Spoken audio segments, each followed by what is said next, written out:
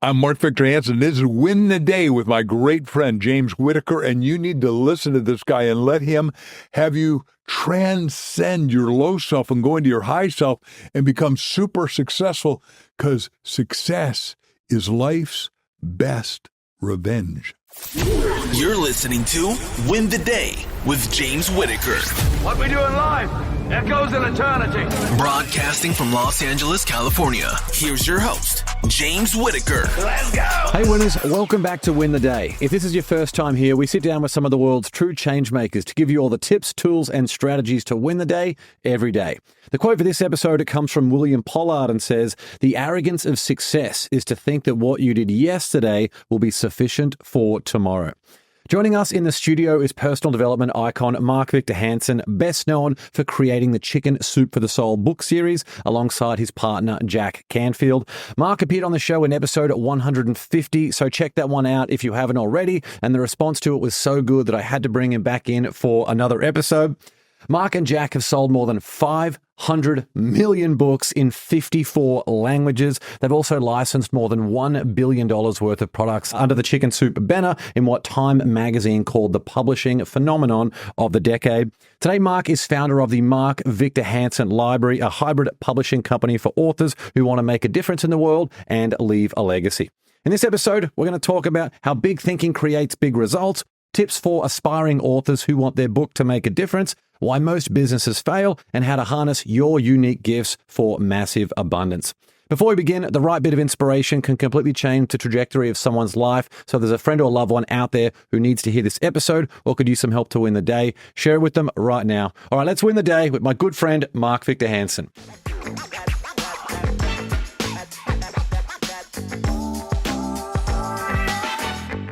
Mark, great to see you, sir. How does it feel to be back in the hot seat? I love being in your hot seat. It was so much fun. We didn't stop talking last time, and I don't think it'll be any different today. For sure, for sure. Well, thank you so much for coming back. To kick things off, what single decision has made the biggest impact on your career to date? The most recent, I'm going in my fourth empire, right? I started out as a musician and made a lot of money as a little rock star. Then I was a speaker that wrote and then a writer that speaks. Now I'm a speaker that writes and owns a publishing company that is, like you said, a hybrid publishing company that is going vertical because the big industry is stopped and I know how to market, and we are doing more books faster and better than anybody because I know everybody in the business. I've been in it 50 years. I love it. I adore it.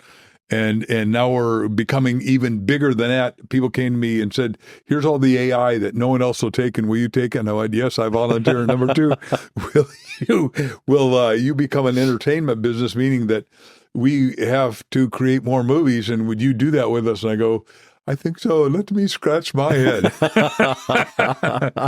And you and I often talk about the power of asking. You and I love nothing more than phoning each other just to say, hey, here's what I need help with, and seeing what the other person needs. But if you don't have anyone in your phone, then you have no one really to ask, right? That's the power of relationships. And it sounds like that's what you have built up and really been the hallmark of the impact that you've been able to have, are the connections, the relationships that you've been able to forge along the way. I teach 4 freedoms. You're exactly. Money freedom. You've got to make a whole lot of money. And I wrote 7 money books like 1 Minute Millionaire and all that. Number 2, money freedom buys you time freedom, so you have time to think up stuff nobody else thinks up, like me driving over there to L.A. from Scottsdale or left. Then you create what you just said, which is relationship freedom, relationship capital, and you keep it in your cell phone today. And you know, if you've been around, you ought to be getting at least 250 new names a year. Now, I got 4,800 names like yours that I can call anywhere in the world and I'm close friends with, and 99% of the time they take the call if they're available. And then the real freedom is passionate, purposeful freedom about what you're supposed to do. Like you had us on for Crystal and my beloved wife, beautiful, wonderful, brilliant, wise woman, and I wrote this book called Ask, The Bridge from Your Dreams to Your Destiny. And what we said is you're born with the DNA to do something. And if you don't do it, when you die, you go to the other side, the NED, the near-death experience guys all say, whoa, you weren't done with your job back there on earth, so you're leaving. You ain't coming to heaven. Now, I believe you live in heaven at one level, but at another level, there's another place called another address that goes into universal time where your spirit goes. That's what I believe. We can discuss that if you want. But the bottom line is, you got to have the money freedom to do all the rest. And you want to have this capital freedom where because your net worth, it was one of the lines I wrote a long time ago. A lot of people don't quote me, but your net worth creates your net worth. Your net worth is assets minus liabilities equals net worth. It's so true. And doing the right thing by people and obviously becoming increasingly valuable over time is just a great way to be able to solidify those relationships. I love that you said that, because here's what happens is you go get an academic education, that'll get you a job and a paycheck and all that good stuff. You get a self-help education that you and I got, and you wrote, Mendel Dynamite and all that great stuff about my hero, Dr. Napoleon Hill, who is Andrew Carnegie's promulgator, right? And Andy said in his house in New York in marble, nobody can get rich without enriching all others, which most people don't know that, so it's critical. And so what happens is you got to be studying self-help stuff, but you don't get to study it once and leave like, I studied physics and I now know it, or biology or philosophy. No. It is a lifelong learning curve. And you and I know the cliche. I don't know who said it. Maybe you do. Whoever created the road to construction is always under rebuilding, right? You're always transforming. Like I'm 76 and going to live 127 options for renewal. And I could not be more excited. But the people that I meet with are, I'm retired. Damn, you've expired. You're way worse than retired. The express path to death, isn't it? Yes, it really is. One of my favorite Napoleon Hill quotes is, it doesn't matter what you know, it matters what you do with what you know. People, they leave high school, they want to go to university, get a piece of paper, and all of a sudden the rest of their life's going to be perfect. Doesn't work like that. Every single day, when I talk about this win the day mentality, every single day it's a recommitment. Doesn't matter what you did yesterday or what you're doing tomorrow. A bit like the quote I shared for this episode that I thought you'd like. Yep, I do. Because I love just your ongoing focus to always being on that next project and that next impact and positive impact you want to have on the world. Which leads to a question I had for you, actually. Doing more than $1 billion in licensing, shattering basically every single record in the publishing industry. Are you ever stopping to smell the roses and enjoy those milestones, or are you always just channeling that energy into what you can do next? Well, first of all, I love channeling the energy, but the answer is yes. My wife and I have the greatest times ever.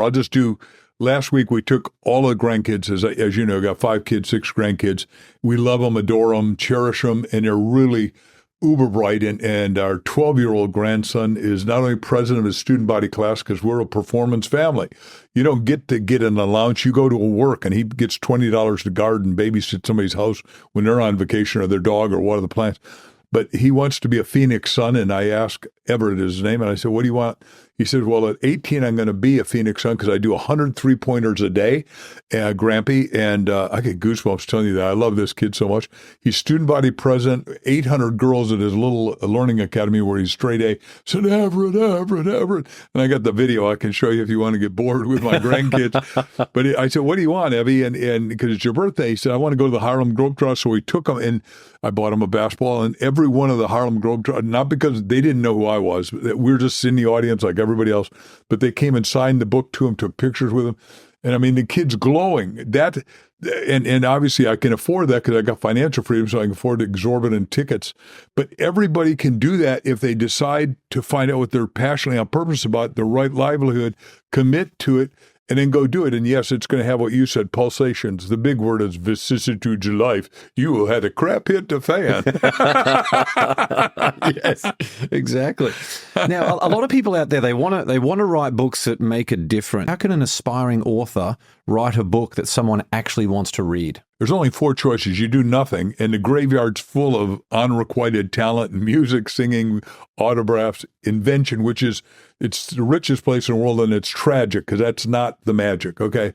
Number 2 is you could self-publish, and I've done a lot of that. I mean, my first book was self-published, and I sold Stand Up, Speak Out, and Win when I was doing 4 meetings a day in little itty-bitty insurance meetings. I sold 20,000 copies for $10, made $200,000. And dumbass me, for 4 years, man, I had a brand new Chrysler Cordoba car with coated Indian leather. I thought I'd arrived, and I didn't understand that all these ideas I had, I'll get to them later. No.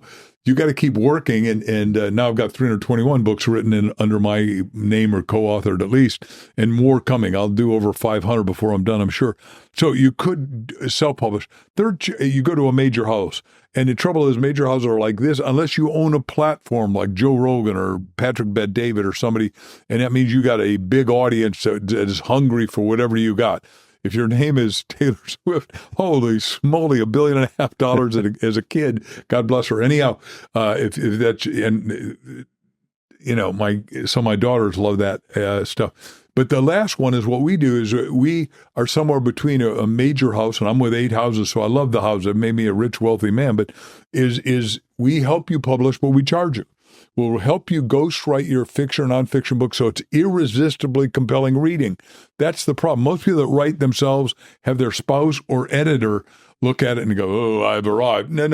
You go have 100 books in your garage or 5,000. It's not a good deal. You want to have something that has what's called hand-along value, that when they read one of your books, they go, "I got to go give this away to 10, 20, 30, 40, 50 other people." And it changes the world. And obviously, having sold 500 million books, our hand-along value of the books we've even sold in China is about 12. And in India, it's about 15 people have it passed along. And in the Caribbean, it's crazy. In America, it's usually 4 or 5. And what they do is they buy another one and give it to somebody because we're a gift book. Yeah, handle-on value. I love that. So I just drove from Park City to Las Vegas recently, and I was in the most remote town. I couldn't believe there's nothing else around.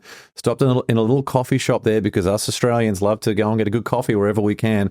And there's a chicken soup for the soul variant just sitting there. I forget the name of the title, but one of those. So you literally are global, and having that hand-along is just incredible. So for someone who wants to have a book that is a commercial success, what are the tips that you would give them, or some things they need to think about? I want to do that second. I want to go back to what you saw in that little coffee shop. Mm-hmm. Ladies and gentlemen, you've got to do what I call bypass marketing to get your book everywhere, distributed in places that don't think about it, because God bless the big publishers have been really good to me, and I love those, and we still distribute with two of them actually through, anyhow, all that exists. So, but what happens is they don't think marketing, and what you said 2 paragraphs ago, which I got to go back to, James, you and I have talked about this before, so it's not a surprise. I'm not holding up a new mirror here. We got to sell to 8 billion people. The people that speak Swahili, the people that speak Japanese, the people that speak Hindi, Urdu, and 647 languages in India, and in Africa, you've got 76 countries that do different languages and different, all that. We need everyone to read, and today, thanks to AI, the best part of AI is just going to do it. The best part of AI is one of the guys that brought AI to me has anything I make. And by the way, we sell 70% in audio now, thanks to exercise, driving to work, coming here to the studio. I got caught in traffic. Yeah, I wasn't listening. I was just listening to make sure I got here on the GPS, which is also AI. The point I'm making is, for the first time in history, we're going to go to 8 billion people. And everybody deserves a self-help action education. And even Americans don't get that, right? They go, "Oh, man, I do whatever my bubble is." No. Expand your bubble. Expand your mind, because your soul has got an awareness beyond what your mind can do. You got a body. You got a brain, which school just chuck full. Then you got a mind which does only 2 things, imagination, intuition, all both important. But then you got a soul that connects to everything and all the information in the world. All of us need to write, because that's the only way to corroborate what's in your soul. I mean, I read your books and I highlighted them and I love them. And the point is, everyone needs to read your stuff, my stuff, our stuff. And you and I are not in competition. Authors are not. The market isn't what New York says. That's a big publisher, ladies and gentlemen. They say 17% of the world population. Wait a second. You're leaving 83%. I'll take the 83%. You have the 17. Were you thinking that big early on in your career, or was that something you gradually acquired, that knowledge? Remember what you just said at the very beginning. We're going to talk about how to think big. I did at one time, the number 1 set of tapes I had out was How to Think Bigger Than You Ever Thought You Could Think by Mark Victor Hansen with Nightingale Kona Corporation, which has now been pretty much were put out by Audible, so you can get it everywhere, which is basically Amazon, which is the behemoth in the world right now. So the answer is, yeah, but I am nowhere near where I want to be. Every one of us, from a spiritual point of view, whatever your spirituality is, all of it teaches your tomorrows are supposed to be bigger than your yesterdays. And like we right now in our little publishing company, it's a big publishing company suddenly, but Mark Victor Hansen Library, we got an 89-year-old. She's at 88. Oh, well, who would read my book? Well, right now, her book called Healed, she does the supernatural healing. Her name's Sarah O'Mara. And the book Healed, which Crystal, my wife, came up with the title because she wanted to call it Conduit. And I said, no. You got the right title. Let me help you with the title, or Crystal. Anyhow, Healed is the number 1 book. And she has a little chapel. She also runs we've helped 12 million kids get out of child abuse and neglect and trafficking with Child Help. We're on the board, but she runs a little chapel and heals people.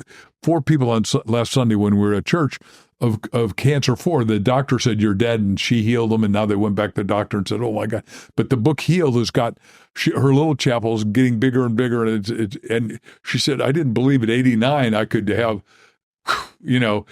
everybody. That I'm saying the chronology of this, and we got, just so I don't think age up only, age down, I think I may have told you this story, but we were down in Houston talking to 700 people. Little kid comes up to me, goes to my shirt like this, says, can I talk to you? And I go, yeah.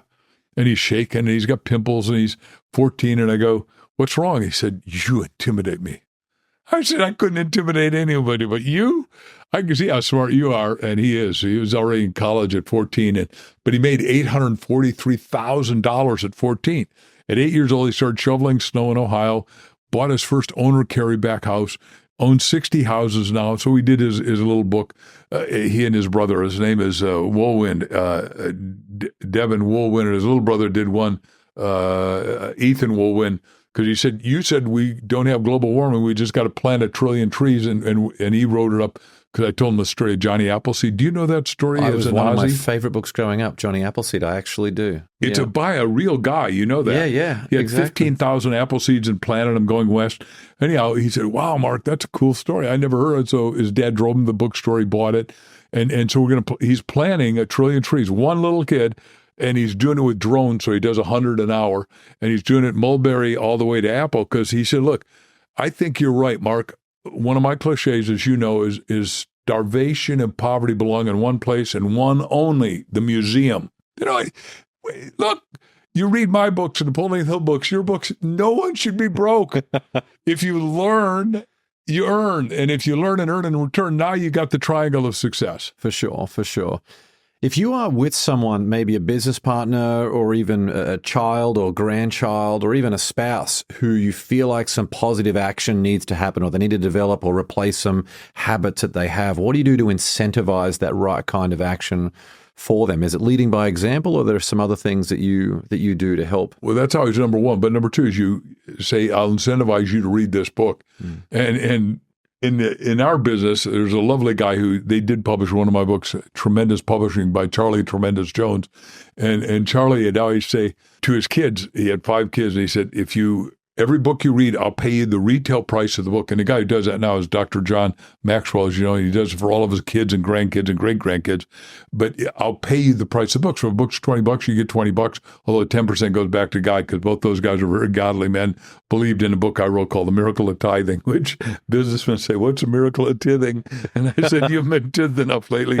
Anyhow, and you got to tithe your thinking, time, talent, treasures, and to be thankful that you could do the first 4. Charlie said, if you read in style, you'll drive in style, except I get to pick the book. And we're doing that with my grandkids now. They got to read The Greatest Salesman in the World by Og Mandino and hum. I can go through all those self-help books, Dale Carnegie, How to Win Friends and Win People. All those kind of books are extraordinary, because your input determines your throughput, determines your output. If you want a little life, don't read. Oh, man, I went to college. I'm all done, baby. I'm done. I ain't reading another book. I didn't like reading it. Listen then. Everybody that's successful either reads or listens. The richest poor guys all spend at least 2 or 4 hours a day. Bezos, what did he do? He started Amazon as a book thing. Warren Buffett, what does he do? So I read at least 5 hours a day because I need to know what's happening in the world. A little guy named Elon Musk who says, when I'm not running a company, I read 60 hours a week. And he said, I was birthed by my mother, but I was weaned on books. Isn't that a great line? It is. I mean, I can go through it. And then Patrick Bet-David, who's now starting to eclipse Joe Rogan, said, look, until I was 18, I hated books. I went in the Army. They forced me to read. Now I'm a addicted reader, and I read a book a day. And one other guy that I hope you'll have on here is Jim Stoll, the blind guy. He can't read, of course, because he's blind, but he listens at 5 times the speed of the book, because you read faster. So he reads a book in less than an hour by listening to it at warp speed, and is the wisest man I know. Yeah, an incredible guy, Jim Stovall. And there is no excuse for someone not to be able to read every single day. Input. Yeah, exactly. So I have something called the 10 Commandments to Win the Day, and one of them is this idea of inner upgrade. So 20 minutes every single day. No matter what, just get your 20 minutes in. Audiobook, reading a physical book, anything that you can do to be able to just get better, either yourself mentally or your ability to serve your clients better or serve your family better, just every single day. 20 minutes, make that a habit, and your life will improve immeasurably as a result. And what you're saying is axiomatic to you, but some of the people don't know it's too logical. If you're not getting better, you are getting worse. Yeah, for sure. By the way, this is not a good model. Either we're upgrading ourselves or we're downgrading. Yeah. Right? You know the Ray Kroc quote, it's better to be green and growing than ripe and rotting? Yeah. You got to be. And then blue and through is the last part of that line. Oh, is it really? Yeah. I've never heard that bit. How funny. Well, I grew up in a place where he started McDonald's. The first McDonald's was in Waukegan, Illinois, my home birth city. Yeah. Oh, interesting. So it was on his wall. Yeah. How funny. So you just eat back then. You're not going to believe the next thing. Now it's a $12 hamburger, but back then it was 15 cents. You never cease to amaze me with your knowledge of these different things. I did not know that. That's so interesting. I've known that quote for so many years, and I never knew the end of that. And sometimes you have those popularized quotes, and to go back and read the original phrasing is quite interesting. Yeah, and today with all media, it shortchanges stuff. For sure. And it's true, because you are, if you're green and growing, you're like a plant, right? And you're expanding, and you go to the fullness of who you are.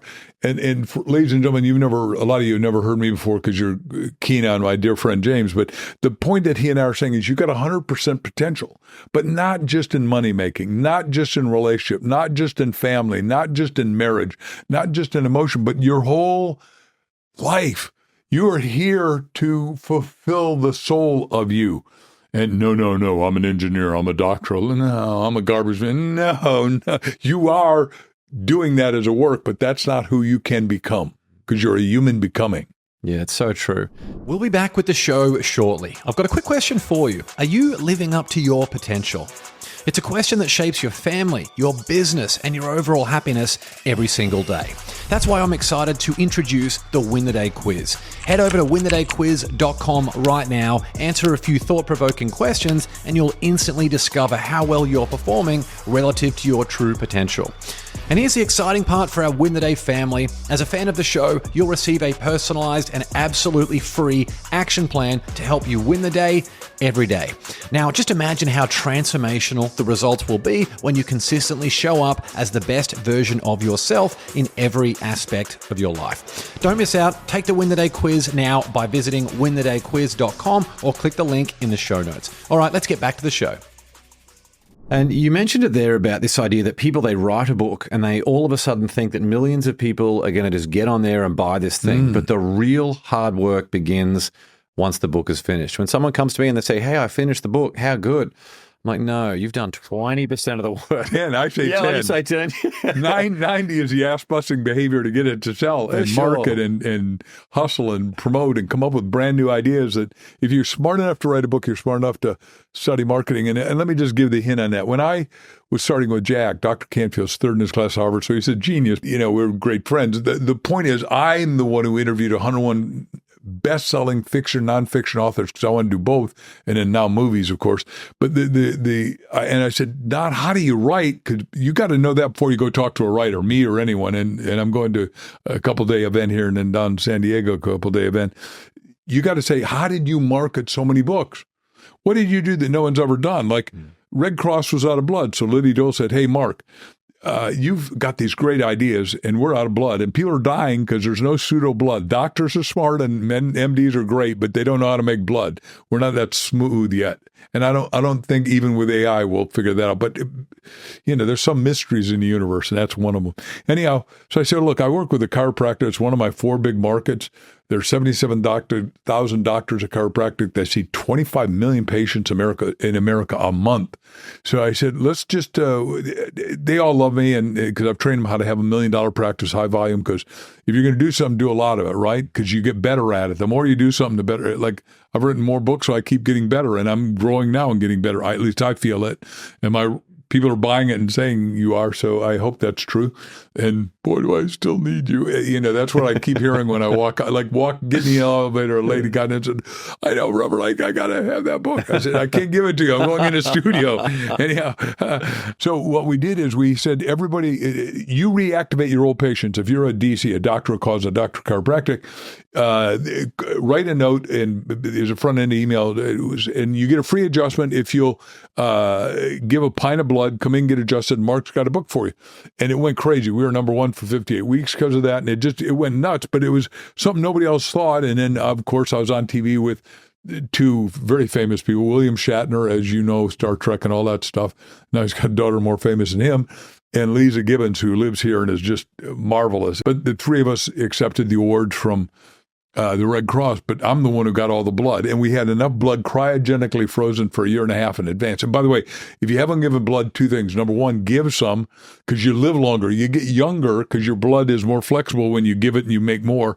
And number two, give all your blood when you know you're dead. Like on your little license, it says Mark Victor Hansen is now certifiably dead. Take the 9 pints of blood. Go give it to somebody who needs it, because I got really healthy blood because I take 78 herbs, vitamins a day. I eat right. I live right. I do everything right. And you won't need it anymore after you're gone. Yeah. I want to help somebody else because spirit is there, and they'll see I contributed to the last. For sure. You mentioned Jack Canfield there, of course, your esteemed business partner. What are the secrets to having a successful business partnership? I mean, you've had this enduring friendship now for so long. I've never been asked that question. I love the question. So first of all, it's what you said earlier. You got to make yourself valuable and then be valuable to him and valuable to the enterprises that we're doing, and continually be valuable. And then number two, I'd say, and I did a whole set of tapes, how to outperform yourself totally, and did a book like that. But you got to outperform yourself for the other person. And that's what makes marriage work.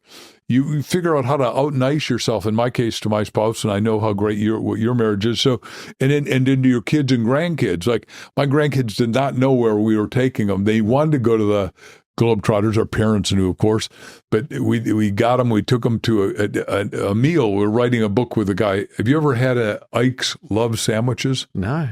They're the best. There's 1,000 sandwiches.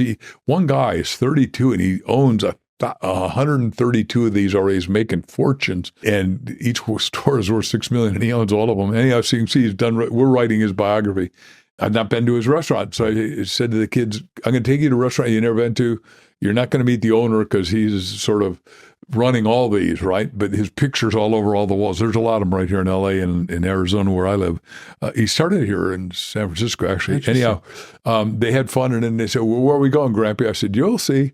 And we take them to the Harlem Globetrotters. I go, Grampy, I know I asked, but I didn't know you'd do this. Well, that's the point, is you have I can show you all the pictures, and you can see them.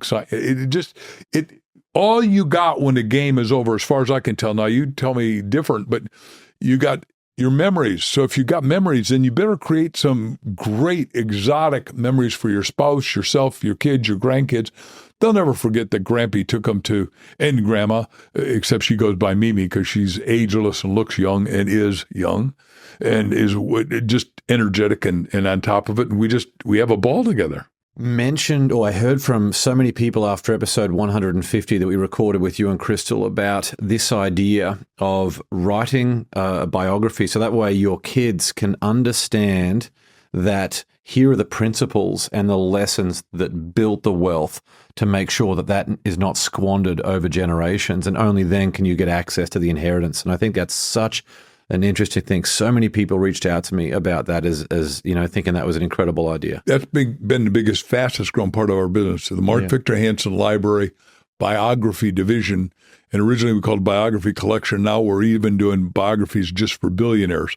And what you're saying is true. If you're my kid and I give you my money, I've wrecked you, I've ruined you, I've destroyed you because I've entitled you, and you won't work. And we've talked about that. Everyone has to work to be valid. Now, their work can be charitable, it can be anything, but they've got to contribute on a daily basis. So that gives you value. So you got to communicate in the book. And everybody ought to start writing a book every decade, minimally at age 40, 50, 60, 70, 100, all that. Values. Then you do your principles. What is the principles that made you? And because you and I are addicts of Think and Grow Rich. There are 13 principles there, and then Laws of Success is 22, and then, so we can keep going through it. So what are the principles that you believed in that cut the mustard for you? Next, what's your basic philosophy, right? Because your philosophy, back to what we said, is either valuable good or valuable bad. There's a lot of evil people in the world that have the wrong philosophy. They are godless, and they are dangerous. As far as I'm concerned, I can go deep on that one. Next one is take us through the vicissitudes of life, all the challenges you went through. Like Jack and I had 144. The publisher said, kiss, kiss, hug, hug. You guys are idiots, man. Nobody's buying short stories. We'd be selling short stories. And that's too nice. Nobody ain't going to buy that. And now they come up to me and say, boy, I was the one in the office at blah, blah, company that said yes to you, and everybody else said no to you guys. Yeah, right. Sure you did, yeah. Right. I got all the pink slips to show you. I'll show you who said no. And $2 billion later. And it made one guy, the publisher, a billionaire. So guess what? This really worked. And then you got to write down number 5, which I've learned is and this is what Rockefeller did. And you've been to New York and Rockefeller Center. Here's his 12 principles. But then he said, here's what I expect my kids to do. And they did it. And the same thing with Joe Kennedy. Here's the principles I believed. You can go to the Kennedy Center in Boston. And here's what I expect you to do with it. And his kids did it. And today we've got one of his grandnephews, I guess, running for president again, right? And they had JFK was president, and then his brother RFK ran. Now Junior is running, and I've been with him a couple of times. And I'm not doing any political thing here. I'm just saying these guys had great principles, and they said, here's what we got to do, and here's how to keep, because the real goal, if your philosophy is positive like mine is, my goal is, how do I make the world work for 100% of humanity, make people physically and economically and spiritually successful? Now, not everybody likes what I do. Go read somebody else that wants to screw up the world and cause dystopia. I want to cause utopia, right? And how do you make it, if you buy the Garden of Eden story, it was a place of absolute perfection. And we're supposed to go back to that. At least that's how I read that story. And principles, like you mentioned there, create standards. Bingo. And that's leading by example that then filters down. I think kids want boundaries. My kids are 4 and 2. And I just instinctively, the times they act out, they actually find comfort in boundaries. And I think that's the time to set standards with these people in your family, so then they can live and lead by example with those principles. I love the way you ask questions and make statements. So I'm 4 years old. My little brother is 2, and he and I are best friends. Brian, he owns most of the dry cleaners in Boulder, Colorado, although he is a lawyer and did have 600 lawyers working for him once. So he's as wise as it gets. But I'm 4 years old, and my dad's bakery, he owned a little Danish bakery. I just grabbed his hand, and we walked 2 miles down. My mother was flipped out. Where did the boys go? Where's Marky? Where's Brian? It's calling Dad and calling all the neighbors. And I made it 2 miles, because starting at 4, I had what I call itchy feet, right? I wanted to go see the whole world. Dad loved that we pull this off at 4 and 2. Mom was furious and said, your father, when he gets home tonight, is going to spank you with the belt, right? But I understood that I had violated, I endangered myself, and I didn't know any better. And what it was a standard. And that's why Chicken Soup works. We had a standard. Here's the curbs. Here's the highway. If the story doesn't fit inside that, like, it causes instantaneous behavioral change, it causes goosebumps, God bumps, chilly bumps, 7 things, you're not going to be in our book. It just, those are the principles, and the 4 movies that are out right now that are rocking. Thank God, knock on wood again. So it's so good. You've worked with so many, obviously very big in entrepreneurship yourself, but work with so many business owners around the world. What is the difference between those who make it and are very successful in entrepreneurship versus those who fail? I was listening to one of my heroes. The 2 biggest heroes in technology, as far as I'm concerned, are Elon Musk, who's, the guy's running 7 multi-billion-dollar companies, and I do all the YouTube videos, as you know, and I say, this guy's got a 200 IQ, which doesn't exist except for him, right? He's an anomaly. He is the beyond. But what he's saying is that he is using his soul. When you're in your spirit world, you're unlimited. We live in a sidereal, 3-dimensional space world. You go to the 4th dimension, which is mind. What I said is intuition and imagination. But then you go to the 5th dimension, which is spirit, where he sees how to do what can't be done. That's why when Christ said, the things I've done, you can do in greater works. And with God, all things are possible, because all things that are possible are in the spirit world. You can't do it at the mental level. You can't do it at the educated brain level or the mind level, or you got to go into the spirit level. And that's what I have, the spirit that I'm going to do magic. And how do you control that? In our book, Ask, The Bridge from Dreams to Destiny, I say every night before you go to sleep, you tell yourself 101 times exactly what you're going to do. When Jack and I wanted the right title, we did it in our respective homes. I was down in Newport Beach, California. He was up in Santa Barbara. But each of us did it, and he called me. This was before the internet. Remember, this was 1989. And at 2:58 in the morning, because I had a digital clock next to bed, he said, chicken soup. I said, for the soul. I said, we got it. I got goosebumps. He got goosebumps. And the publishers all said, get out of here, you schmucks. You don't know anything. I don't care that you sold a few books from the platform, each of you. Jack had sold a lot of books, 170,000 copies of 101 Ways to Build Self-Esteem in a Classroom. And he's a Harvard guy. How could you turn that guy down, right? But we got turned down. So, and that's important that you understand it. Nobody has it easy. All of us go through adversity. Adversity, you and I, as a Hill example, said, you got to take your adversity and you take that, there's a silver lining, and you take your adversity, turn it to advantage. He said, every adversity has a seed of equivalent or greater benefit. I'm quoting him right, aren't I? Mm-hmm. And that's what Jensen Huang did too. I just heard him this morning. So here, 1993, he gets, nobody will give him $10 million to do this crazy thing. He says, we're going to have a supercomputer. We're going to have deep learning. We're going to be able to do everything with numbers. We're going to be able to have languages, translate languages just with numbers. We're going to be able to do graphics called, today it's Soro AI, which I'm big on. I'm very big on AI, positive, not negative. It can also screw up the world, right? And you saw that HAL, the Community 2001 Space Odyssey way. My teacher's best friend in grad school is Bucky Fuller's best friend was Arthur C. Clarke, who wrote that and said, HAL, the computer could outthink you, because he said, we're going to build learning computers. And by the way, in 1993, they said, Jensen Huang, you are an idiot. And today, he's considered by Harvard the smartest man in the world. They just gave him that award today. Interesting. Smartest engineer in the world. Yeah, interesting. There's a famous Bible verse that talks about all is possible for those who believe. Right.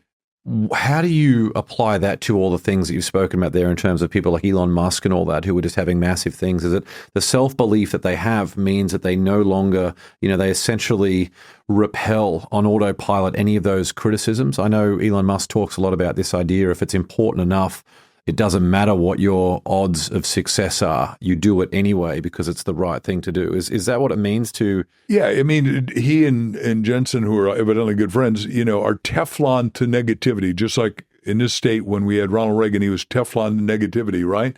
Just you don't buy into it, and you stay at that higher level of consciousness, which is what think and grow rich. It wasn't work and grow rich. It wasn't save and grow rich. It wasn't get a friend and grow rich, although you probably need a mastermind alliance. But the point is, it's think. And to think is actually a spiritual quality that only humans, at least on this planet, have. And I can't talk about anywhere else. And obviously Elon wants an interplanetary species relationship, and we just found water on Mars, so I expect he's right. And one of the moments that changed your life was when you were at your rock bottom, literal bankruptcy. You walked in and saw Reverend Ike on stage preaching a message of abundance, belief, and prosperity. Was that the right message, or was it the right time for you in terms of being ready to receive a message like that? I think more than that, he hit my spirit. Remember, spirit is what makes the world work.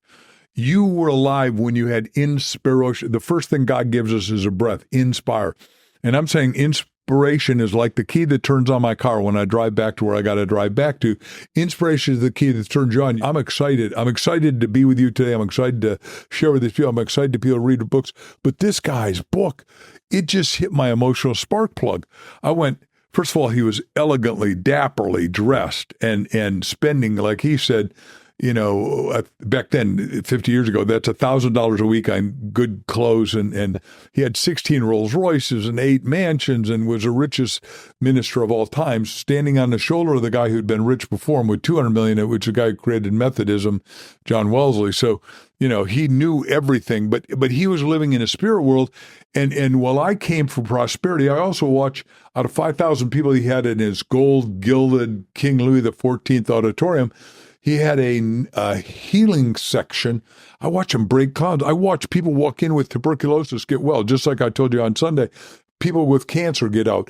I watched people come in that were alcoholics get dried on the spot and change, which when you read The Magical Belief, and I remember reading that, and the guy looked in the mirror because he had to go out and he was drunk, and he immediately stood up. And what Tony Robbins talks about change state, right?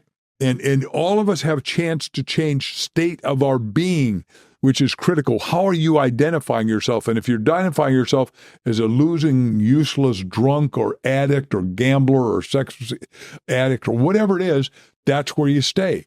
But the minute you change your state, and Reverend Ike changed his state, and he knew he could change all those people in the audience state, and he was actually a traveling evangelist, called a minister, of course, because he had all the credentials. He said, I went to the cemetery, meaning the seminary, because he made fun of himself and he was joking.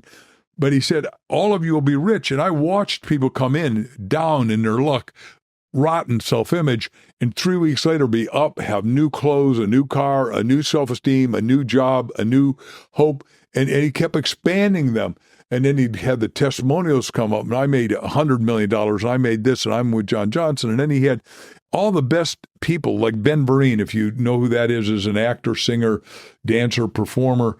We had Sidney Poitier, the guy who just made the movie To Sir with Love, and Guess Who's Coming to Dinner, and we had him there. And all these guys became my friends because I'm on the faculty of his school, right, called Business Living Institute. And we had Della Reese, who was the biggest black singer, and then she made Touched by an Angel, along with the famous people here in L.A.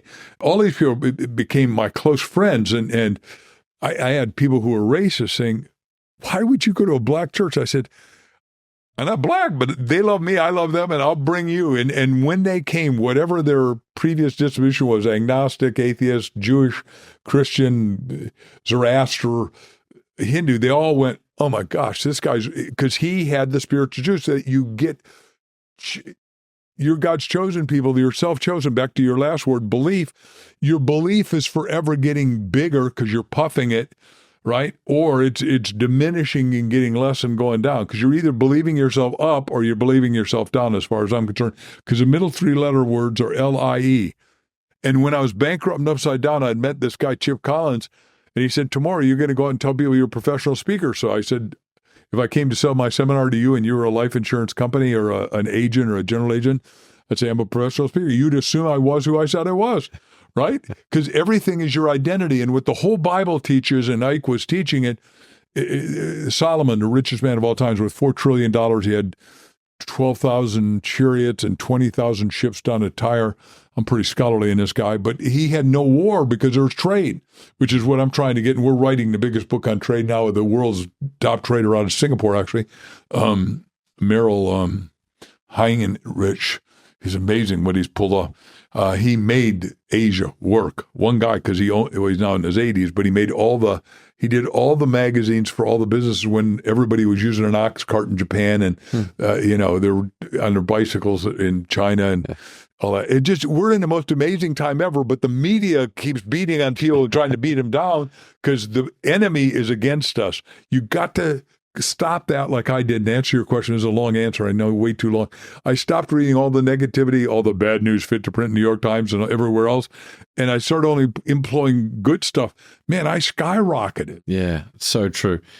One of Reverend Ike's most interesting quotes was, the best thing you can do for the poor is not to be one of them. Can you tell us a little bit about what that means?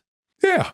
A poor person can't help a poor person get rich, right? As a rich person, I think Napoleon Hill, during his time, created more millionaires than anyone else. And at the end of his career, he was with W. Clement Stone and AN Corporation. And 1 year, they went from $3 million to $160 million.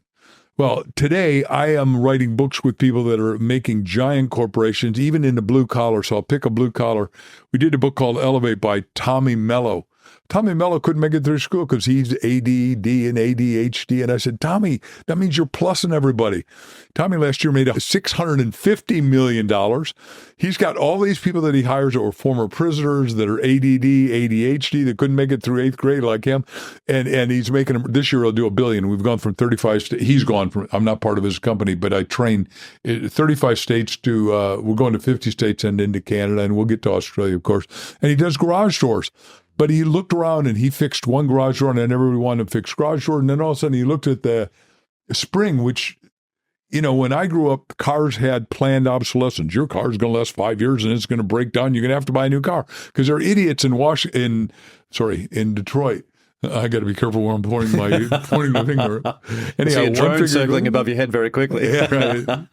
Yeah. The point is that Tommy Mello's got a lot of guys starting to make $1 million a year, and these guys have no academic education. But when you come into Tommy's, as well as big as that, the first book is Think and Grow Rich, and then How to Win Friends and Influence People, The Great Salesman World, my book, Ask, and his book, Elevate. And he says to the guy coming in, like, let's assume that you never graduated school, couldn't make it, and never made any money, and said, look, I'm going to train you for 6 weeks, then I'm going to give you a truck and you're going to go out, but we're going to train you to make a lot of money, and you're going to either read those books, or if you can't read, you're going to listen to them. And you're getting both of them free right now. And all of them go like that. But he's not the only one. He's trained a dozen other companies. One guy in plumbing is now making $250 million a year because of Tommy. Another guy in landscaping is making $110 million a year. We're doing these guys' books. And you go, wait a second, you're saying blue collar can make money? Yeah, because there's less of them. Nobody wants to do that work. And you know the joke, I'm sure. The guy, neurosurgeon who gets $500 an hour in the middle of the night, his plumbing is clanging away, calls the plumber and says, come out here. And the plumber hits it 2 times with a hammer and it works. And he says, that'll be $500. He says, whoa. I only charge $50 an hour. You're charging me $500 an hour. I went to school 28 years and you didn't go to school at all. What's the deal here? Said, I knew where to hit the thing to make it work. And the point is, those guys are in high value, and that's what we started this with. How are you making yourself more valuable each and every day? Like one of my cliches is, I got to get richer every day. And I teach everybody, you got to get richer every day, because if you're not getting richer every day, guess what? You're getting poorer. And that's like a dumbass squared. Why the hell would you do that? Why the heck would you do that?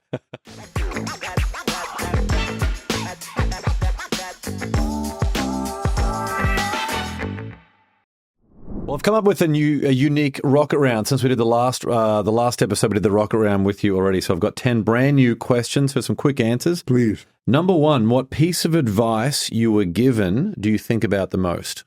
I'd say Reverend Ike did the first sermon I ever heard was, you can do it. And I mean, for 3 hours, he did long sermons, 3 hours, starting at 2:45 to 6 o'clock at night on Sunday, because he said, everyone can come then, they're not working and all that. So you can do it, just blazing in. And I walked on and bought the tapes when I didn't have any money to buy tapes. And I had a little tape recorder in my car. And back then you had big tape recorders like this and you had to listen. I was driving around a $400 pitted window permanent lyric, and this is a Volkswagen, the 404. And listen to this tape. You can do it. You can do it. You can do it. And you become what you think about. You become your belief system, like you said a few minutes ago. And a system means save yourself time, energy, and money is my cliche to that. So what belief system are you programming yourself to? Because if you program yourself to I got a job and I do the same old thing, that's not a good program. Absolutely. Number 2, what do you prefer, morning sunrise or evening sunset? I love them both. I can't do, I am a morning person, so obviously I get up early, exercise early, and write stuff, because all night long my mind is awake and I think of stuff and write it down, and then I finish it in the morning. But we have the best sunsets, I think, in the world that you see in Arizona Highway Magazine. So where I live on top of McDowell Mountain. So when you look out, I see great sunsets almost every night. I mean, it's just really spectacular in a desert. I love it. Number 3, if you could relive one moment from your life, what would it be? Marrying Crystal. How's that? She is the most spectacular woman, and our wedding was so much fun. And I wrote my vows, she wrote her vows, and I'd written down 267 things I needed in my ideal woman, because I'd gone through a very painful, expensive divorce. So I knew what I wanted and didn't want, and she was everything I wanted. I never told her until afterwards, and I say, never cross out your goals, write down victory, and keep your journal forever, ever. I got 56 years of journals in my office. So That's so good, so good. Number 4, if you could give everyone on earth a book with one message inside, what would it say? I'd ask them all to read my book, Ask, because it's such a little word, ask and you shall receive. But no one detailed it. No one went deep on it. And we say you got to ask yourself, ask others, ask God in whatever one of those three sequences you need. And that's how I got here, because I am a master asker. And we say go askthebook.com, askthebook.com. We teach you for free how to be a master asker. I mean, I got plenty of money. I want more, but because money allows you to have influence, and I'm here for more influence. For sure. A quote of yours I think about almost every day is the size of your question determines the size of your result. That's right. So if you ask, well, how do I make $100,000? That's what you'll figure out. Subconscious doesn't care. Yeah. It is teleological, meaning it's goal setting, goal getting. Whoops, James got 100. He's done. No. You got to have the next goal after. Like I said, we'd sell $1.5 million in a year and a half. And then I said we'd sell 5 million and then 10 million and then 50 million a year. And I said we'd sell 1 billion books. Now I want to do 1 billion of my own and 1 billion of all the people I'm helping. And the people are all listening to me and going, I got to write that down too. I said, I can't do your goals for you. You got to do your goals for you. They got to be specific, definite, positive, meaningful, impactful, and purposeful for you, not for me. Yeah. And maybe not for your wife or kids, but for you. What's going to make your heart sing and dance? Number 5, what's one thing that we all have that we need to remind ourselves of more often? A soul and spirit that can only come alive if you decide to turn it on each and every day and say, God, what magnificent things can I do? What God in me, what magnificent things can I do today? Number 6, what do you love most about yourself? That I have an exquisitely exalted life that is worth living and passionately purposeful about serving total humanity. Number 7, what are you most grateful for today specifically? Apart from Los that Angeles I'm alive, traffic. well, healthy, whole, complete, and I made it to your show through. By the way, you all don't know, but outside the confines of here, we're having torrential downpours and there's flooding in the streets of L.A. because they built L.A. in a desert and it was never expected to have floods. And these people are afraid to go through the water, so that it was backed up to get here. It'll test even the most positive mind, won't it? The L.A. traffic. Number 8, what's your last thought before you go to sleep each night? I really well, first of all, Crystal and I pray together each and every night and hold hands and kiss and all that good stuff. But then we program to what we want to have happen for ourselves, our family, our kids. And without fail, one of our relatives is in trouble one way or another, and we're praying for them. Number 9, what's your favorite music to put on when you want to smile? Oh, there's so much. I love Elton John. I love Whitney Houston. I love Celine Dion. There's a lot of high music. And then when we're meditating, we're listening to, the Hertz stuff. There's it's all Tesla based, but it's like 532 and different numbers. I mean, 438. There's a lot of different numbers, so I don't want to really give the Hertz, but you can go in healing music and it does it. And the top guy in America, the genius of all music, is my dear friend, Dr. Steve Halpern. Have you ever had Halpern on the show? You need to have Steve on. Yeah, sounds great. He's been my house guest. He'll come floating in here in a cape, but he can play piano and organ and have all that stuff, working at the same time. But he really does high music. And he says the trouble with most music today is it depresses rather than impresses and has you express. I love it. And if I'm not quoting him right, blame me. Don't blame Steve. We won't put it on him. And final question, number 10, what's one thing everyone should do to win the day?